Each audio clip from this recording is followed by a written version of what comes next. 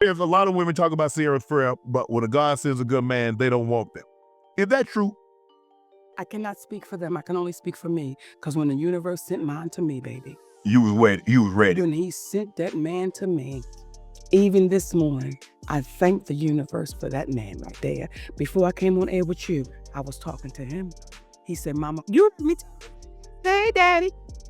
Because we've not been trained. We've not been conditioned to understand you. We've been trained to fight against you. Right. We've been trained to go against you. We've watched our mamas, our grandmamas, our aunties speak ill of a black man. So now when a black man comes and he good, you waiting for the bad because grandmama told you black men wasn't shit. Mama told you black men wasn't shit. Your auntie said black men ain't shit. So all you have in your mind is black men ain't shit. And so when you get that beautiful black man, he's now got to say to you, erase everything they taught you. Right. Because I'm here. Or then you treat him like that, and then he goes, and then you talk about, Now you mad because he done went to the white girl, Shannon. Now y'all start treating Shannon good, okay? Start treating him good.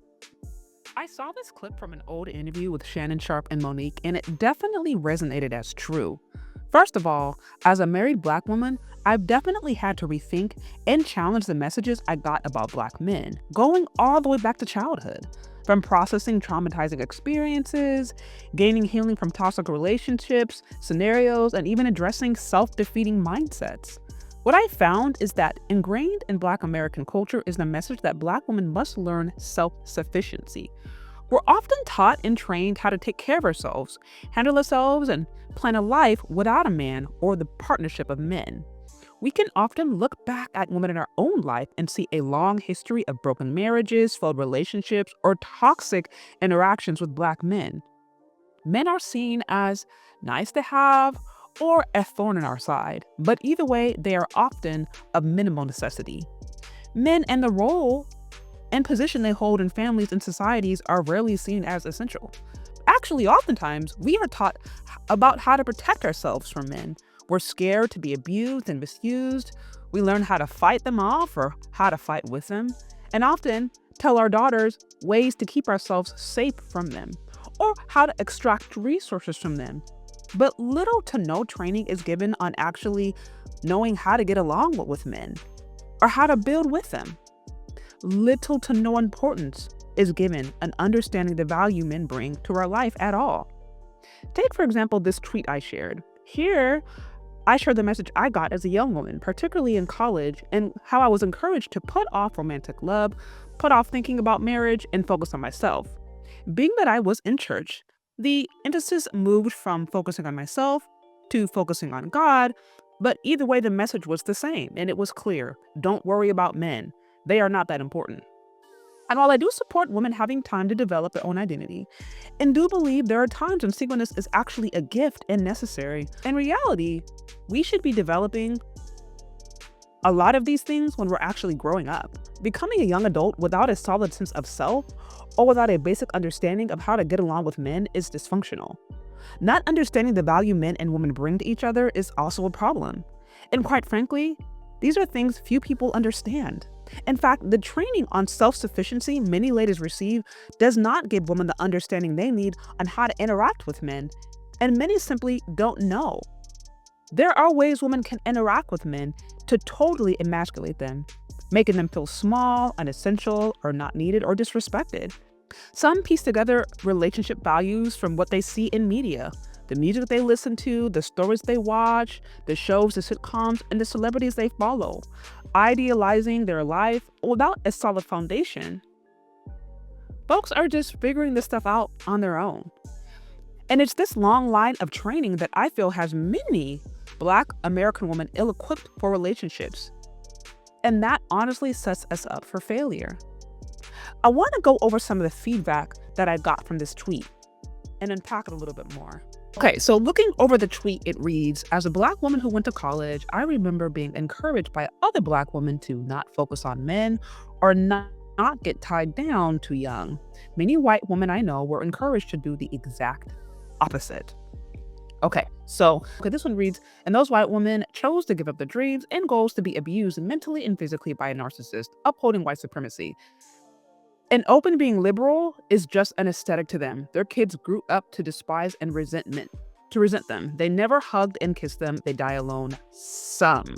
Okay, so a couple of things I want to unpack here. To automatically equate marriage with abuse and narcissism and upholding white supremacy, again, that kind of goes back to what I said before as to the mindset that women, particularly Black women, have when it comes to marriage, and how they actually see it as akin to slavery. And so right there, she's already revealing what marriage means to her. It's narcissistic abuse. Interesting how she also connects it to white supremacy. Now, to be clear, when you understand how marriage, especially elite marriage, was about transference of wealth and a maintaining of wealth and a maintaining of the current system. And so there is some truth to that, but I wouldn't say that marriage inherently is not connected to white supremacy, and marriage is not a byproduct of white supremacy. Marriage existed way before it. It's not guaranteed that a woman is going to get married the majority of the time, and then the majority of the time it's going to be a narcissistic abuse, and it's going to be all kind of trauma and terror and chaos, and then she's going to at 50 end up having to divorce and then start from scratch and trying to get a job at Walmart. She doesn't have any skills because she gave up her dreams to bake cookies for her kids, but now she's broke because the husband, owned all the money or managed all the money. Like that's just such an extreme case. And it doesn't happen all the time. It does happen. I won't deny it does. But we again want to provide context to that. Next comment, it says, I think you also have that in South Africa sometimes. That's where I'm from. Girls are told no boyfriends until you finish school because of religion. Sex can be taboo, but also many parents fear teenage pregnancies. Okay, so I have not had the chance to go to South Africa. So I don't want to speak from a vantage point of expertise because I just haven't been.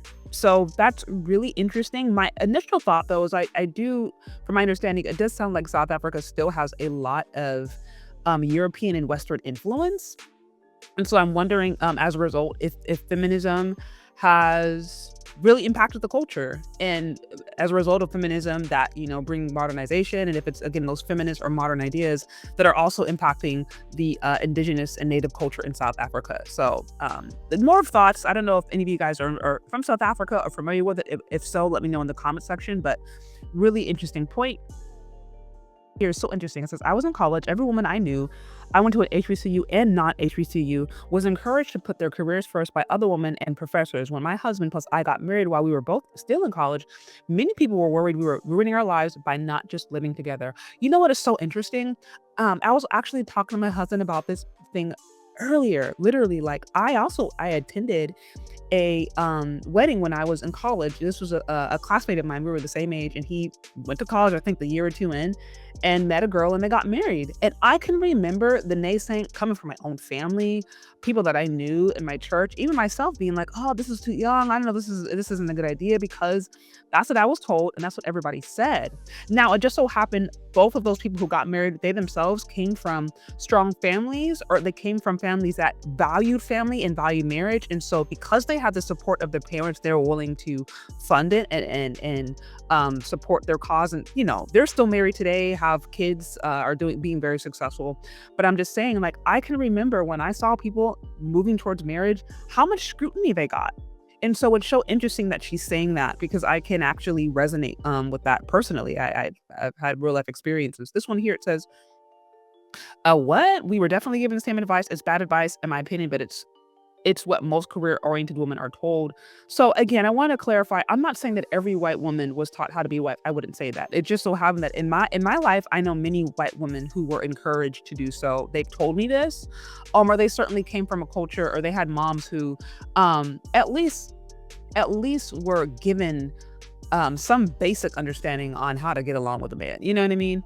And also, I knew a lot of Mormons coming up. That probably has a lot to do with it. I know Mormons, the religion is still very traditional. And I knew countless white women who went to college with the specific purpose of finding a husband. So anyways, I just wanted to look over the things. Really, I think it goes down to a person's values. I do think, unfortunately, a lot of, especially in Black American culture specifically, and I do know the part of this is just American culture, but Black American culture, we do know that marriage is not necessarily valued for multiple reasons. You have generations of broken families, women with daddy issues, women who don't have fathers there, a generation of fatherless homes. And so there's just a general lack of understanding.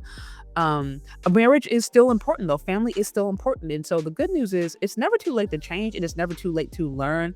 I've always said before that I think one of the issues failure perpetuates in America is because we don't give the microphone to the folks who are actually doing things right, to the ones who are actually winning.